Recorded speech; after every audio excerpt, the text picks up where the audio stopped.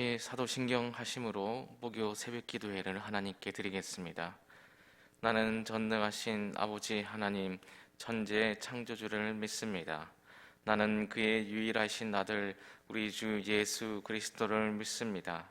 그는 성령으로 잉태되어 동정녀 마리아에게서 나시고 본디오 빌라도에게 고난을 받아 십자가에 못 박혀 죽으시고 장사된 지 사흘 만에 죽은 자 가운데서 다시 살아나셨으며 하늘에 오르시어 전능하신 아버지 하나님 우편에 앉아 계시다가 거기로부터 살아있는 자와 죽은 자를 심판하러 오십니다. 나는 성령을 믿으며 거룩한 공교회와 성도의 교제와 죄를 용서받는 것과 몸의 부활과 영생을 믿습니다. 아멘. 다 함께 찬송가 365장 찬양하시겠습니다. 찬송가 365장입니다. 마음속에 근심 있는 사람 주 예수 앞에 다 아뢰어라. 슬픈 마음 있을 때에라도 주 예수께 아뢰라. 주 예수 앞에 다 아뢰어라. 주 우리의 친구니 무엇이나 근심하지 말고 주 예수께 아뢰라. 눈물 나며 깊은 한숨 쉴 때 주 예수 앞에 다 아뢰어라. 안밀한 죄 내게 있더라도 주 예수께 아뢰라. 주 예수 앞에 다 아뢰어라. 주 우리의 친구니 무엇이나 근심하지 말고 주 예수께 아뢰라. 괴로움과 두려움 있을 때 주 예수 앞에 다 아뢰어라. 내일 일을 염려하지 말고 주 예수께 아뢰라. 주 예수 앞에 다 아뢰어라. 주 우리의 친구니 무엇이나 근심하지 말고 주 예수께 아뢰라. 죽음 앞에 겁을 내는 자여 주 예수 앞에 다 아뢰어라. 하늘나라 바라보는 자여 주 예수께 아뢰라. 주 예수 앞에 다 아뢰어라. 주 우리의 친구니 무엇이나 근심하지 말고 주 예수께 아뢰라. 이 시간 두 가지 기도의 제목을 놓고 통성으로 기도하도록 하겠습니다. 첫째는 코로나19로 확진되어 가족과 떨어져 있는 분들을 위해서 코로나에 완치 판정되었지만 후유증과 사회에 적응하지 못하는 분들을 위해서 기도해 주시고, 또한 백신을 하루속히 접종할 수 있도록 해주시고 치료제도 조속히 만들어져서 하루빨리 코로나19가 종식될 수 있도록 기도해 주시기 바랍니다. 둘째로 교회의 위기가 아니라 기회가 되게 해주시고 부흥의 전환점이 될 수 있도록 다음 세대의 믿음이 흔들리지 않고 굳건해질 수 있도록 기도해 주시기 바랍니다. 다 같이 통성으로 기도하시겠습니다. 하나님, 코로나19에 확진되어 가족들과 떨어져 있는 모든 일들과 함께하여 주셔서 그들의 마음을 붙잡아 주시기를 원합니다. 외롭지 않게 해주시고 고독함을 이겨낼 수 있도록 하나님 도와주시옵소서. 또한 코로나19에서 하루빨리 치료함 받을 수 있도록 도와주시기를 원합니다. 그리하여 사랑하는 가족의 품으로 갈 수 있도록 도와주시옵소서. 코로나19의 완치 판정을 받았지만 후유증으로 인해서 고생하는 분들도 있습니다. 또한 사회에 다시 나가고자 하지만 받아주지 않아 마음 아파하는 이들도 있습니다. 어쩔 수 없이 걸린 그 코로나19로 인하여서 사회에서 받아들이지 않는 그 아픔을 겪는 그들의 마음을 헤아려 주시고 서로를 이해하며 배려할 수 있는 그런 사회적 풍토가 만들어질 수 있도록 주님 도와주시옵소서. 백신을 맞는데 너무 늦지 않게 해주시며 하루빨리 접종할 수 있도록 도와주시고 또한 치료제가 하루속히 나올 수 있도록 그 시기를 하나님께서 앞당겨 주시옵소서. 그리하여 하루속히 이 코로나19 바이러스로부터 벗어날 수 있도록 주님 도와주시옵소서. 하나님, 우리 교회를 도와주시기를 원합니다. 코로나의 이 위기 가운데에서도 지역사회의 모범을 보일 수 있도록 도와주시니 감사합니다. 지역을 위해 섬기는 모습을 보이기 위해 애쓰는 저희들을 보시고 하나님 아버지, 정말 이런 우리 교회를 어여삐 보시사 주님께서 손대어 주시옵소서. 코로나19의 위기가 아니라 기회가 될 수 있는 교회 되게 하여 주시옵소서. 다 안 된다고 합니다. 다 부응할 수 없다고 합니다. 그러나 하나님께서 붙잡아 주시면 부응할 줄 믿습니다. 위기 가운데 빛을 발하는 교회 되게 해주시며 하나님께서 기뻐하시는 교회, 무너져가고 있는 다음 세대가 다시금 살아날 수 있는 그런 교회가 우리 교회가 되게 하여 주시옵소서. 이 시간 담임 목사님의 말씀을 듣게 해주시니 감사드립니다. 오늘도 들려주시는 그 말씀을 통해서 저희들 힘을 얻게 해주시며 말씀으로 오늘도 승리하며 나아갈 수 있는 가자 공동체가 될 수 있도록 도와주시옵소서. 예수님의 이름으로 기도드립니다. 아멘. 이 새벽에 우리에게 주시는 하나님의 말씀은 요한일서 2장 12절에서 17절까지입니다. 요한일서 2장 12절에서 17절 말씀, 우리 찾으셨으면 한 목소리로 읽도록 하겠습니다. 자녀들아, 내가 너희에게 쓰는 것은 너희 죄가 그의 이름으로 말미암아 사함을 받았으며, 아비들아, 내가 너희에게 쓰는 것은 너희가 태초부터 계신 이를 알았으며, 청년들아, 내가 너희에게 쓰는 것은 너희가 악한 자를 이기었음이라.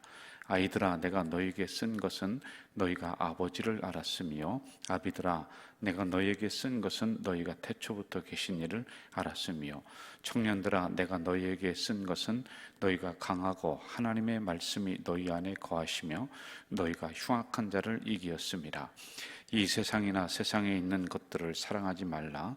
누구든지 세상을 사랑하면 아버지의 사랑이 그 안에 있지 아니하니, 이는 세상에 있는 모든 것이 육신의 정욕과 안목의 정욕과 이생의 자랑이니 다 아버지께로부터 온 것이 아니요 세상으로부터 온 것이라. 이 세상도 그 정욕도 지나가되 오직 하나님의 뜻을 행하는 자는 영원히 거하느니라. 아멘. 요한일서의 주제가 사랑, 진리, 또 서로 사귐, 교제, 이런 부분이라고 우리 말씀을 드렸습니다. 이러한 것이 분명하게 존재할 수밖에 없었던 이유가 그때 시대적인 상황을 우리가 보면은 이러한 것을 강조를 할 수밖에 없었구나, 우리가 이해를 할 수가 있죠. 밖으로는 이방 문화가 교회 안으로 자꾸 치고 들어와서 공동체를 흔들고 있는 상황이고요. 또 영지주의라고 하는 이단들이 있었습니다. 그게 아주 굉장히 활성화가 돼 있어요. 그때 당시에 철학적으로 이론을 가지고 이제 육은 악한 것이다, 영은 선한 것이다 그러면서 교회 안으로 거짓 교사들이 계속 들어와서 성도들을 빼내가고 있는 그런 상황들이었어요. 자, 그런데 이렇게 외부에서 들어오는 것은 공동체가 똘똘 뭉쳐서 이제 함께 이겨나고 그러면은 괜찮습니다. 그러니까 충분히 이길 수 있는 부분들이거든요. 그런데 이제 문제가 뭐였었냐면, 이러한 사상들이 교회 안에 들어와서 교회에서 소수의 그룹들이 생기는 거예요. 이게 참 굉장히 어려웠단 말입니다. 그러므로 사도 요한은 두 가지를 동시에 할 수밖에 없었어요. 하나는 진리를 다시 세우는 거예요. 그래서 예수님은 누구시냐, 예수님의 신성은 뭐냐 하면 이런 진리들을 아주 분명하게 세우면서 성도들의 흔들리는 것을 막아야지만이 됐습니다. 그리고 두 번째는 내부적으로 분파가 형성이 되다 보니까 공동체가 서로 사랑하는 것이 아니라 서로 갈등하고 싸우고 상처 주고 이렇게 해요. 그러니 사도 요한은 안 되겠다. 사랑을 강조를 하는 거예요. 너희들이 같은 형제들을, 공동체 안에 있는 성도들을 사랑하지 못하면은 하나님을 사랑하는 것이 아니다. 빛 가운데 있는 것이 아니라 어둠 가운데 있다. 이렇게 강조를 하면서 가르치고 있단 말입니다.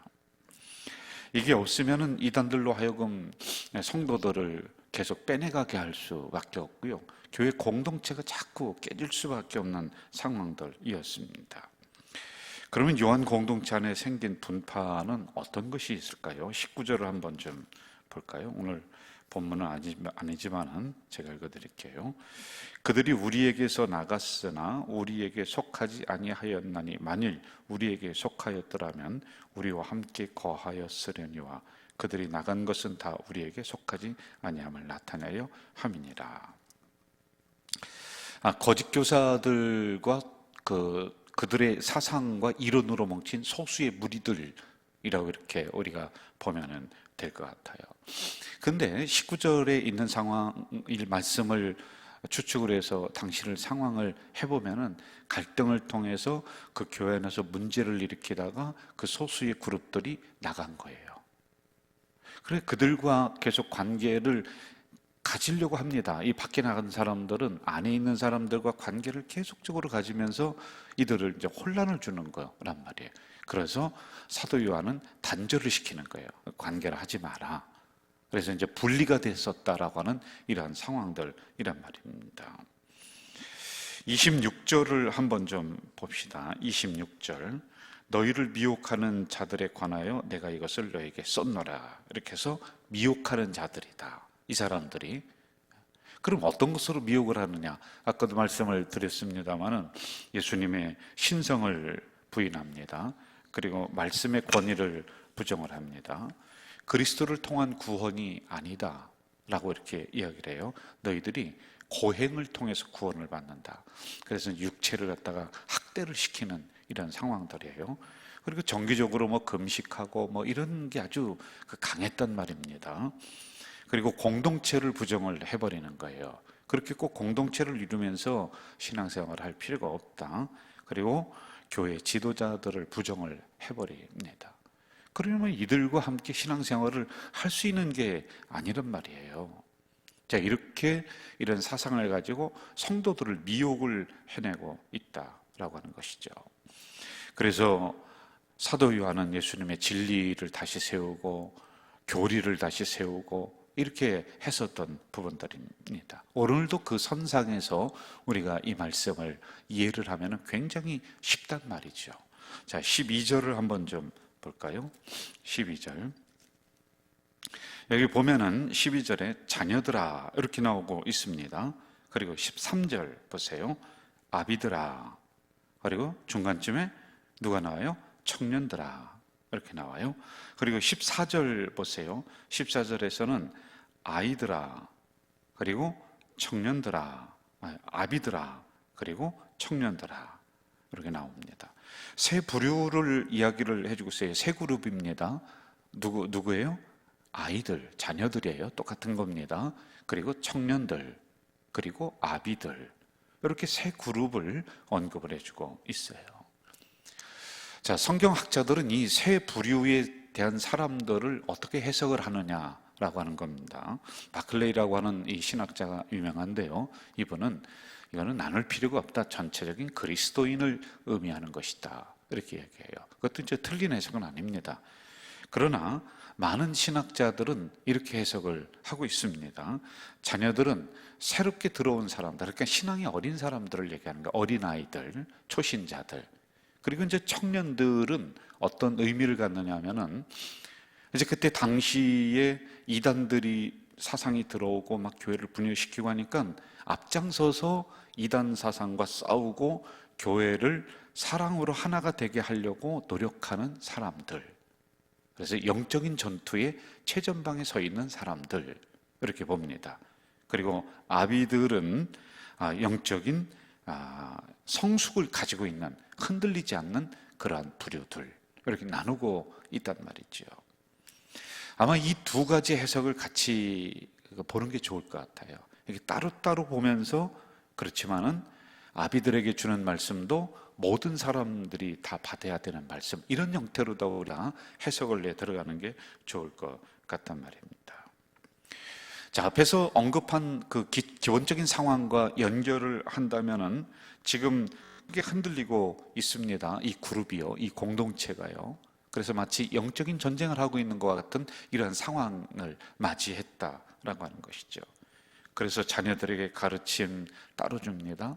아비들에게 가르침을 따로 줍니다. 청년들의 가르침이 또 다릅니다. 각자에게 그 특성에 맞게끔 이 가르침을 주고 있다. 그렇지만은 나중에 결국에는 동시에 모든 사람들에게 속하는 그런 말씀이다라고 하는 것입니다. 자, 우리 하나씩 한번 보도록 하겠습니다. 첫째로 자녀들, 이렇게 나와요. 12절을 좀 볼까요? 자녀들아, 내가 너에게 쓰는 것은 너희 죄가 그의 이름으로 말미암아 사함을 받았다. 14절, 이게 똑같은 거예요. 아이들아, 내가 너에게 쓴 것은 너희가 아버지를 알았으며, 이렇게 나오고 있습니다. 자, 여기 나오는 12절의 자녀들이라고 하는 것은 테크니아, 헬라어로 테크니아라고 하는 것입니다. 이것은 아이가 연약해서 부모에게 의지한다, 그런 뜻을 가지고 있어요. 그러니까 초신자다, 이렇게 보는 게 맞을 것 같아요. 14절에 있는 아이들이라고 하는 것은 파이디아라고 하는 것인데, 이것은 어린아이의 미성숙함, 그러니까 아이들은 미성숙하지요. 이제 이런 부류를 이야기하는 것 같아요. 이제 가장 흔들리기 쉬운 사람들입니다. 작은 시험에도 넘어지기가 쉽습니다. 가지고 있는 진리가 바르게 서 있고 든든하게 뿌리 박히지 않았으므로 다른 이단적인 사상이 들어오면 혹하고 그냥 넘어갈 수밖에 없는 그런 사람들, 이런 사람들에게는 두 가지를 가르쳐 주죠. 너희들은 죄사함으로 구원을 받았다 라고 하는 이 가장 기본적인 부분들이에요. 여러분, 이게 흔들리면은 구원론이 흔들려요. 왜? 죄사함으로 예수 그리스도가 나를 구원해 주셨다. 근데 이게 이제 아니다. 고난을 받아야 된다. 영주주의가 들어와서 자기 몸을 학대해야 된다. 막 이렇게 합니다. 그러니까 이게 막 흔들리고 있는 이런 상황에서 이런 죄사함 구원론, 이걸 딱 세워주고 있습니다. 그럼 거기를 기초로 해서 또 다른 게 이렇게 세워질 수 있는 부분들이거든요. 그리고 두 번째, 너희의 아버지가 누구냐? 아버지에 대한 이런 근본을 세워주고 있단 말입니다. 자, 두 번째, 아비들에게 주는 말씀이 있습니다. 여러분 13절을 좀 보실까요? 아비들아, 내가 너에게 쓰는 것은 너희가 태초부터 계신 일을 알았으며 청년들아, 이렇게 나오는데 먼저 아비들 보세요. 그 다음에 14절 한번 좀 보세요. 아비들아, 내가 너에게 쓴 것은 너희가 태초부터 계신 줄 알았으며, 이제 똑같은 상황 말씀이 두 번 이제 이렇게 반복이 되고 있습니다. 자, 여기서 아비들이라고 하는 그 부류는 영적으로 성숙되고 흔들림이 없고 든든하고 이런 것을 제가 말씀을 드렸습니다. 맞는 것 같아요. 그게 해석이 아주 더 성경에 근접한 해석인 것 같습니다. 자, 그런데 이 사람들에게는 뭐라고 교훈을 주느냐면은 너희가 태초부터 계신 일을 알았다. 이거 굉장히 이건 또 심오한 진리이거든요. 왜냐하면 구약과 연결이 되어 있는 부분들이란 말이에요. 이것은 예수님의 선제성, 그리고 예수님의 신성, 이런 부분이 이 안에 신학적으로 담겨져 있습니다. 그래서 약간 고급스러운, 그러니까 좀 높은 단계에 있는 이 진리를 갖다가 이 아비들에게 또 가르치고 있는 거예요. 알아듣기 쉬운 거죠. 어린아이들에게, 아이들에게 이것을 예수님의 선제성, 말씀이 예수님이 되었다, 말씀이 곧 선제하심으로 성육화되었다, 성육신 되었다, 이게 약간 좀 어려운 교리일 수가 있거든요. 이러한 부분을 가르치고 있는 거예요. 그런데 여기서 여러분, 특별히 알았으며 또 알았으며라고 하는 단어를 두 번을 사용합니다. 여기서 알았으며라고 하는 것은 지식적으로 알았다는 게 아니에요. 경험론적으로 알았다는 거예요. 신앙생활을 오래 하면서, 신앙 연주가 오래되면서 예수님은 살아계시구나, 예수님은 말씀이시구나, 예수님은 지금도 나와 동행하시는구나, 이것을 그들은 신앙생활 하면서 이것을 체험했고 경험했었던 부류들이란 말이에요. 그러니까 별로 흔들림이 없어요. 왜? 내 간증이 있기 때문에, 그 예수가 나의 예수가 되기 때문에 이들은 흔들리지 않고 분명하게 신앙생활을 하고 있단 말입니다. 그럼에도 불구하고 예수님의 선제성, 신성, 성육신 이런 부분을 다시 한번 이들에게 강조를 하고 있는 것입니다. 자, 그리고 청년들에게 말씀을 주시는데요, 13절 좀 봅시다. 13절. 청년들아, 내가 너희에게 쓰는 것은 너희가 악한 자를 이겼습니다. 14절. 청년들아, 내가 너희에게 쓴 것은 너희가 강하고 하나님의 말씀이 너희 안에 거하시며 너희가 흉악한 자를 이겼다. 자, 저를 보시죠. 여러분, 청년들에게는 뭔가 좀 진취적이고 도전적이고 뭔가 좀 대결적인 구도에서 이 말씀을 주고 있는 게 맞습니다, 여러분. 영적인 해석으로 볼 때 청년들은 이런 어려운 상황에서 최전방에 서서 이단들을 막아내고 안으로는 성도들을 하나로 엮어내고 하는 이러한 역할을 지금 하고 있단 말이에요. 그러니까 영적 전쟁을 수행하고 있는 사람들, 이렇게 보면 될 것 같단 말입니다. 그래서 브루스라고 하는 신학자는 이렇게 얘기해요. 신자들로서, 성도들로서 한낮에 더운 햇볕을 이겨내면서 짐을 지고 가야 하는 성도들, 그들은 교회의 최전방에서 적의 공격을 막아내는 사람들이다. 이렇게 해석을 하고 있단 말입니다. 사단과 싸워서 이기는 강함이 그들에게 있단 말이죠. 영적으로 아주 흔들리지 않고 강합니다. 진리를 딱 고수하면서 교회가 나갈 방향을 분명하게 알고 이 짐을 지고 성도들을 하나로 딱 뭉치게 하는 이러한 사람들이란 말이죠. 어떠한 사단, 이단들이 들어오고 사단이 와서 흔든다 할지라도 흔들리지 않습니다. 오직 가야 될 목표를 한 곳을 보면서 함께 공동체를 다독이며 걸어가는 사람들. 여러분, 참 이런 사람들이 오늘 필요하단 말입니다. 그런데 이런 사람들에게 하나님의 말씀이 너희 안에 거한다, 이렇게 얘기해요. 맞습니다. 참 적절한 가르침이에요. 하나님 말씀에 지배를 받는 사람들이요, 하나님 말씀만 생각하는 사람들입니다. 그리고 그 말씀을 자신에게 적용합니다. 그리고 싸울 때 인간적인 정욕으로 싸우는 것이 아니라 하나님의 말씀을 검으로 사용하면서 싸우는 사람들이라고 하는 것이지요. 당시 공동체 안에 이런 사람들로 하여금 이제 이단 사상이 물러가게 점점 이렇게 됩니다. 그리고 사도 요한 공동체는 흩어졌던 마음들이 하나로 사랑으로 또 다시 털들 뭉쳐가는 이런 역사가 일어났단 말이지요. 자, 이렇게 제가 앞부분을 해석을 했습니다. 우리 새벽에 영상으로 예배드리는 가족 공동체 식구 여러분, 우리도 사실 이 세 단계가 우리 교회 안에 다 존재를 해요.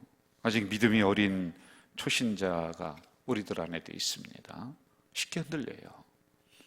그들은 또 쉽게 세상으로 다시 떠나가기도 하고 또 믿음을 버리기도 하고 뭐 그렇습니다. 그리고 오랫동안 신앙생활을 했었던 어른들이 있습니다. 그들은 별로 흔들림이 없습니다. 교회에 뿌리를 이루고 있는 분들이란 말입니다. 그리고 앞장서서 교회를 세워나가는 사람들, 그 누구 하나 더 소중하고 덜 소중하고 그렇지 않아요, 여러분. 앞장서서 청년들처럼 막 열심히 일하는 그러한 분들이 있어요. 그러한 기관들이 있고요. 교회도 이렇게 전체적으로 보면은 어느 기관 여전도에도 이때 나이쯤에 참 교회에 헌신하고 열심히 하고, 그리고 그 세대가 이렇게 지나면서 뒤로다가 일이 맞춰지면서 이렇게 일손을 좀 옛날보다 덜한 분들이 있죠. 그럼 소외감을 느끼고 그럴 수도 있습니다. 그런데 그분들이 있기 때문에 교회가 든든하게 서는 거예요. 그리고 그렇게 앞장서서 일하는 분들이 있기 때문에 초신자들을 지켜주고 교회가 외부로부터 오는 공격으로부터 막아낼 수 있는 부분들이에요. 그리고 공동체를 막 그냥 움직이면서 하나로 활성화를 딱 시켜 나갈 수 있는, 그러니까 각자의 역할이 다 다르단 말입니다. 여러분, 초신자가 있어야지 혈관에 피가 막 도는 거예요. 그래야 살아있는 거 아닙니까? 새로운 성도들이 유입이 돼야지만이 그 공동체가 막 움직여 나가고 막 피가 수혈이 되고 막 그러는 거 아니겠어요? 그러나 그들은 흔들리기 쉽죠? 그렇지만은 어른들이 밑에서 든든히 잡아주고 청년들이 그들을 보호하며 막아주는 그런 역할들 말입니다. 저는 우리 가자 공동체가 이러한 공동체, 이런 조화가 이루어진 공동체가 아니냐, 이런 생각을 떨쳐버릴 수가 없는 거란 말입니다. 어른이 없는 교회, 특별히 잘 들으시기 바래요. 이 어른이라고 하는 부분들은 제가 여기서 해석하는 것은 이제 교회의 행정적으로 어느 선상에서 이제 일을 여러 가지 봉사의 현장에서 한번 거쳐갔던 사람들, 그럼 이제 어떤 회장도 또는 어떤 일도 약간 뒤에서 이렇게 보조해주고 밑에서 기본을 세우는 이런 분들이란 말이에요. 어른이 중요해요. 어른이 없는 교회는요, 여러분, 흔들리기가 너무 쉽습니다. 그런데 어른들의 입장에서 볼 때는 이게 이제 나는 교회에서 이렇게 점점점 멀어지는 게 아닌가라고 하는 이런 생각을 가질 수가 있는데, 여러분, 그게 아니에요. 저는 우리 성도님들에게도 죄송합니다만은 제가 다 일일이 전화드리고 신방하고 하면 좋겠습니다만은 그럴 수가 없기 때문에 문제가 어려움이 있는 분들은 특별히 제가 신방하고 전화합니다. 그러나 그렇지 않더라도 어떤 분들은 제가 꼭 전화하고 안부를 여쭙고 하느냐면 어른들 그룹들, 그러니까 연세가 좀 드신 분들, 이분들은 원로 장로님들이나 은퇴 장로님들은 제가 꼭 전화드리고 찾아뵙고 이렇게 해요. 왜? 그분들 개인을 갖다 보는 게 아니에요. 우리 교회적으로 보면 우리 교회의 밑에 토대를 다 이루고 있는 분들이에요. 그분들은 있기만 해도 든든한 거란 말이에요. 집안에 어른들이 있어야지 청년들이, 이 젊은 자녀들이 어깨를 탁 펴고서 일을 할 수가 있는 거 아니에요. 그렇지 않습니까? 어떻게 어른들 따로, 청년들 따로, 초신자 따로가 있을 수가 있겠어요? 어른들이 뒤에서 딱 받치고 있어야지 자신 있고 당당하게 하나님의 교회 일을 하고 나가서 외치며 전도도 하고 이렇게 할 수가 있는 거예요. 그래서 어른들이 중요해요. 어른들이 무슨 정책을 내고 막 신선한 아이디어를 내지 않더라도요, 중심을 잡아주고 방향을 잘 잡으면서 교회가 그 방향대로 잘 갈 수 있도록, 어떠한 말이 들어온다 할지라도 그런 소리 하지 말라고 하면서 교회 중심으로 딱 무마를 시킬 수 있는 어른들, 교회가 혹시 조금 무슨 이런저런 시끄러운 소리가 난다라고 하면은, 기침소리 한번 하면은 자녀들이 조용했던 것처럼 그런 어른들이 있어야 돼요. 그래서 저는 우리 교회 어른들이 참 소중한 분들이다. 뭐 다 소중합니다만 그 역할이 소중하다라고 하는 겁니다. 그리고 청년들과 같이 교회의 최전방에 서서 일하는 세대, 이들이 있어야 교회가 여러분 부흥합니다. 활력을 찾습니다.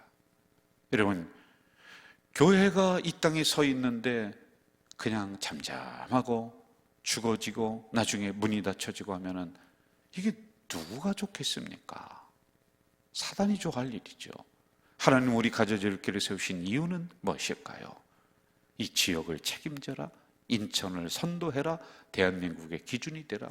그렇다면 청년들과 같은 그러한 세대가 일어나서 그러한 우리 일을 할 수 있는 분들이 막 활력적으로 일을 하고 활발하게 뛰어다니고, 이러한 세대들이 많이 있어야지만이 돼요. 그러한 세대를 더 길러내고 그 그룹으로 자꾸 성도들을 끌어들여야지만이 돼요. 그래서 몇몇이서 일하면 안 되는 거예요. 여러분, 팔레토 법칙이 있습니다. 80대 20이라고 하는 게 있는데 20%의 사람이 80%를 끌고 가는 게 세상이라는 거예요. 회사도 그렇답니다. 그런데 교회는 그렇게 하면 안 된다니까요. 교회는요, 어떻게 하든지 성도들을 이러한 일할 수 있는 청년의 그룹으로 자꾸 끌어들이는 거예요. 이게 평신도 운동 아니에요? 이게 평신도 사역 아닙니까?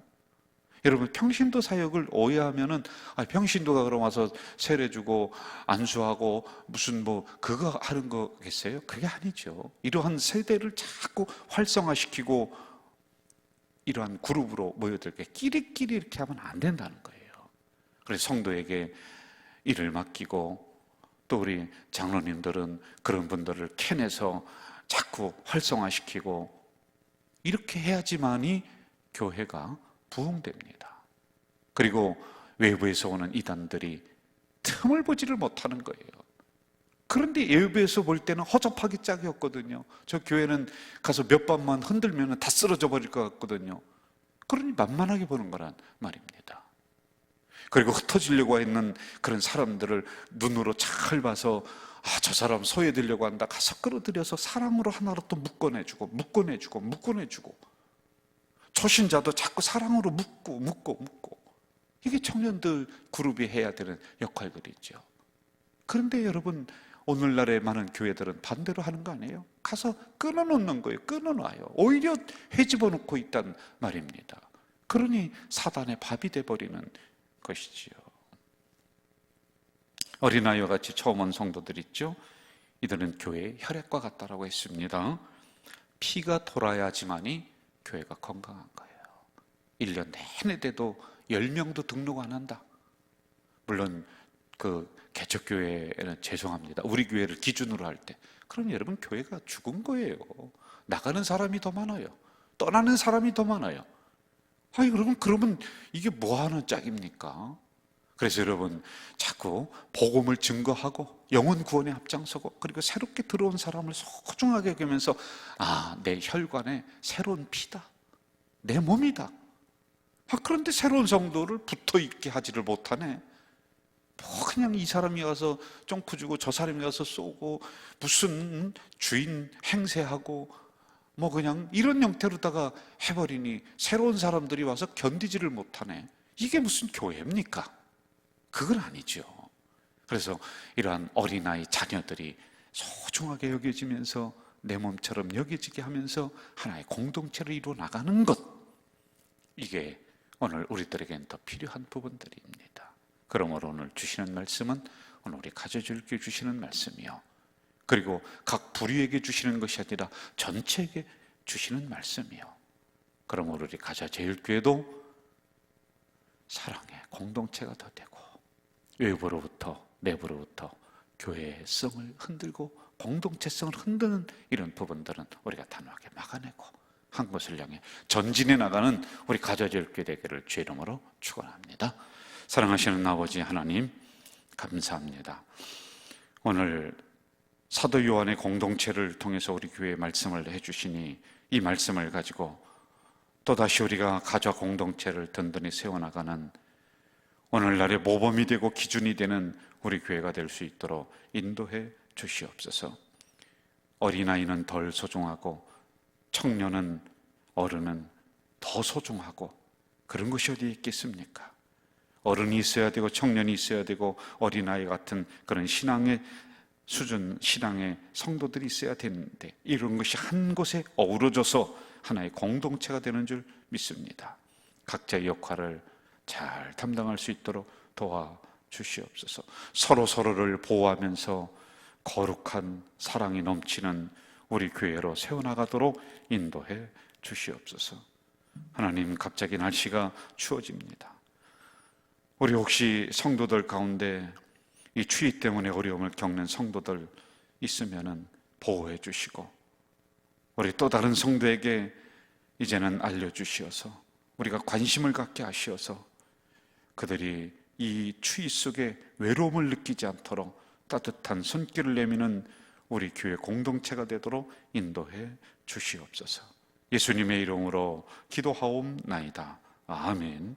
하늘에 계신 우리 아버지, 아버지의 이름을 거룩하게 하시며 아버지의 나라가 오게 하시며 아버지의 뜻이 하늘에서와 같이 땅에서도 이루어지게 하소서.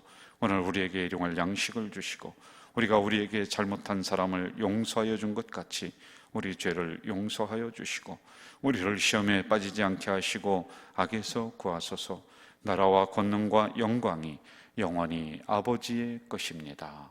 아멘.